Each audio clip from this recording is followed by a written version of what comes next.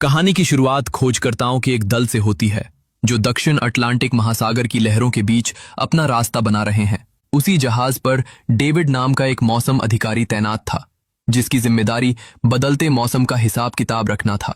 ये सभी लोग समुद्र के सुदूर हिस्से में स्थित एक अनजान टापू की ओर बढ़ रहे थे। सरकार ने डेविड को इस वीरान जगह पर इसलिए भेजा था ताकि वो वहां के वातावरण और जलवायु का बारीकी से निरीक्षण कर सके। डेविड को वहां पूरे 1 साल का समय बिताना था और साल भर का मौसम संबंधी डेटा जमा करने के बाद ही उसे वापस अपने वतन लौटना था। सफर पर निकलने से पहले उसे 1 साल का राशन और जीवन जीने के लिए जरूरी सभी वस्तुएं मुहैया करा दी गई थीं। कई दिनों की लंबी समुद्री यात्रा के बाद आखिरकार वो द्वीप उनकी नजरों के सामने आ गया। नावों के जरिए वे सभी उस किनारे पर उतरे जो पूरी तरह सुनसान और खामोश था, जहां दूर दूर तक किसी परिंदे का नामो निशान तक नहीं था। उस टापू पर बस एक ऊंचा लाइट हाउस और एक छोटा सा मकान बना हुआ था, जो अब डेविड का नया ठिकाना होने वाला था। दरअसल डेविड से पहले रॉबर्ट नाम का एक अन्य मौसम अधिकारी वहां तैनात था, लेकिन अब उसका कार्यकाल समाप्त हो चुका था। रॉबर्ट ने एक पूरा साल उस तन्हाई में बिताकर मौसम की जानकारी जुटाई थी। अब उसकी जगह डेविड को यह जिम्मेदारी निभानी थी और पुराने ऑफिसर रॉबर्ट को उसी जहाज से वापस घर जाना था। लेकिन जैसे ही पूरी टीम उस घर के अंदर दाखिल हुई, वहां का उनजारा देखकर सबके होश उड़ गए, क्योंकि वहां किसी भी इंसान की मौजूदगी का कोई संकेत नहीं था।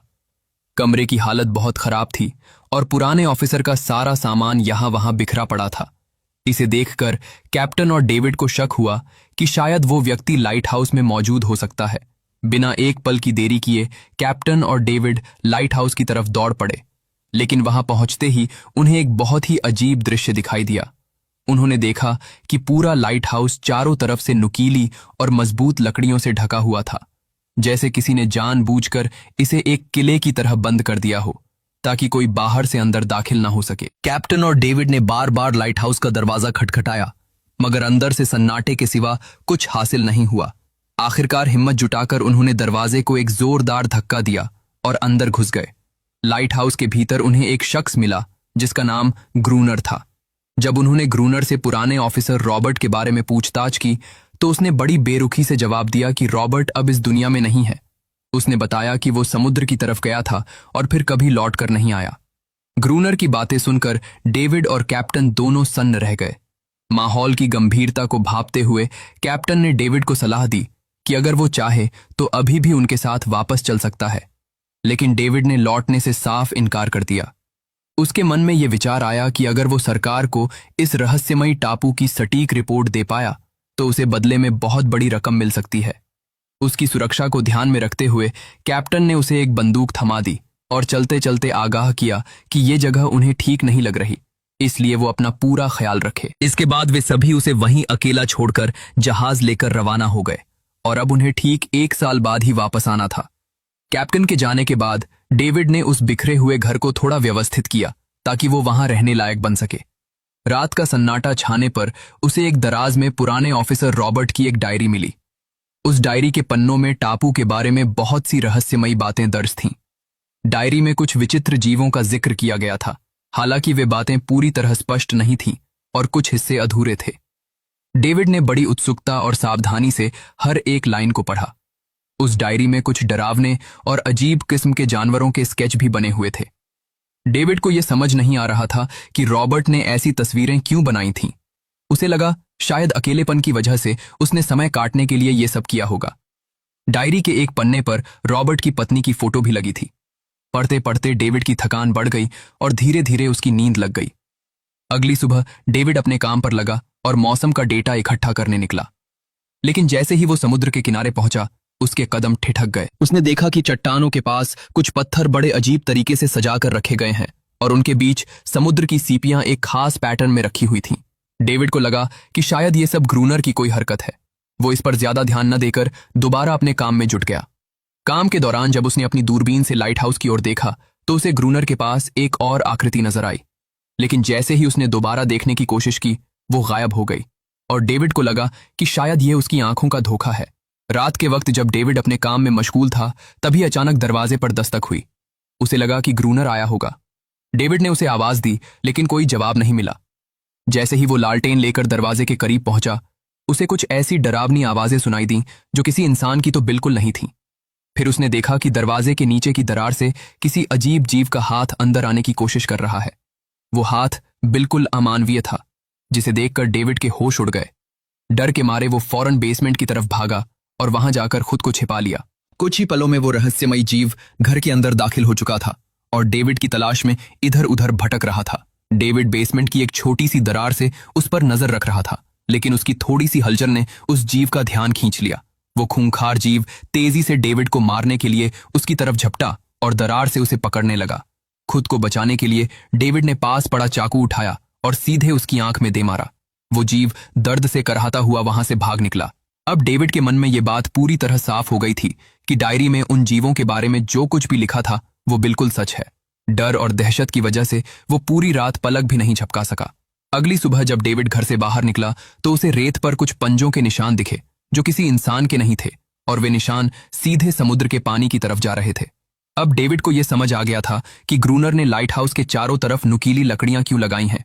घबराया हुआ डेविड लाइट हाउस की ओर भागा और चिल्लाकर ग्रूनर से दरवाजा खोलने की मिन्नत करने लगा, लेकिन ग्रूनर ने उसे अंदर लेने से मना कर दिया और कहा कि उसे जहाज के साथ ही चले जाना चाहिए था। निराश होकर डेविड वापस लौट आया, क्योंकि ग्रूनर उसे अपने पास फटकने भी नहीं देना चाहता था।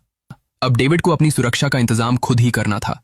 उसने घर की हर खिड़की को मजबूत लकड़ियों से बंद कर दिया, चारों तरफ नुकीले अवरोध खड़े किए और दरवाजे के बाहर पुराने कागज और किताबों का ढेर लगाकर उन पर तेल छिड़क दिया ताकि जीवों के आने पर आग से उन्हें डराया जा सके। सौभाग्य से उसे घर के अंदर एक पुराना संदूक मिला जिसमें एक बंदूक और काफी सारी गोलियां थीं। इसे पाकर उसे जीवित बचने की एक नई उम्मीद मिली। जैसे जैसे शाम ढली, डेविड का डर और गहरा होता गया और देखते ही देखते चारों तरफ अंधेरा छा गया। डेविड बंदूक थामे घर के एक कोने में दुबक कर बैठ गया और उसकी धड़कनें तेज होने लगीं। तभी उसे एक डरावनी आवाज सुनाई दी और जब उसने खिड़की से समुद्र की तरफ झांका तो उसके पैरों तले जमीन खिसक गई। उसने देखा कि वहां सिर्फ एक नहीं बल्कि पानी से निकलकर दर्जनों खूंखार जीव उसकी तरफ बढ़ रहे हैं। थोड़ी ही देर में उन सब ने मिलकर घर का दरवाजा तोड़ने की कोशिश शुरू कर दी। डेविड ने घबराकर गोलियां चलानी शुरू की, जिससे कुछ जीव मौके पर ही ढेर हो गए। उसे लगा कि गोली की आवाज से वे डर जाएंगे, लेकिन अपने साथियों की मौत देखकर वे और भी ज्यादा हिंसक हो गए। मजबूर होकर डेविड ने अपना दूसरा प्लान इस्तेमाल किया और दरवाजे के बाहर रखे कागजों में आग लगा दी। आग की लपटें देखकर वे जीव वापस समुद्र की ओर भाग गए, मगर अब वो आग खुद डेविड के घर के लिए खतरा बन गई थी। लकड़ी का घर होने के कारण आग तेजी से फैलने लगी। डेविड ने तुरंत एक चादर ओढ़ी और अपनी जान बचाकर बाहर निकला और लाइट हाउस के पास एक बड़ी चट्टान के पीछे छुप गया। इस संघर्ष के दौरान डेविड का हाथ बुरी तरह जख्मी हो गया था। तभी अचानक मूसलाधार बारिश होने लगी, जिससे आग तो बुझ गई, लेकिन सुबह होने तक डेविड का घर पूरी तरह जलकर राख हो चुका था। अब उसके पास केवल लाइट हाउस ही एक सुरक्षित ठिकाना बचा था। उसने अपनी राइफल उठाई और लाइट हाउस के पास छिपकर ग्रूनर के बाहर आने का इंतजार करने लगा। जैसे ही ग्रूनर पानी लेने बाहर निकला, डेविड उसके पीछे हो लिया। तभी पास ही छिपे एक जीव ने डेविड पर हमला कर दिया, लेकिन डेविड ने किसी तरह उसे काबू में कर लिया। वो जीव दरअसल ग्रूनर का रक्षक और पालतू था। जब डेविड उसे मारने वाला था, तभी ग्रूनर ने उसे रोक लिया और बताया कि वो उसका पालतू है। डेविड ने गोली नहीं चलाई और ग्रूनर के सामने शर्त रखी कि अगर वो इस जीव की जान चाहता है तो उसे डेविड को लाइट हाउस में रहने देना होगा। ग्रूनर के पास कोई रास्ता नहीं था, क्योंकि डेविड के पास बहुत सारा खाना और बारूद था।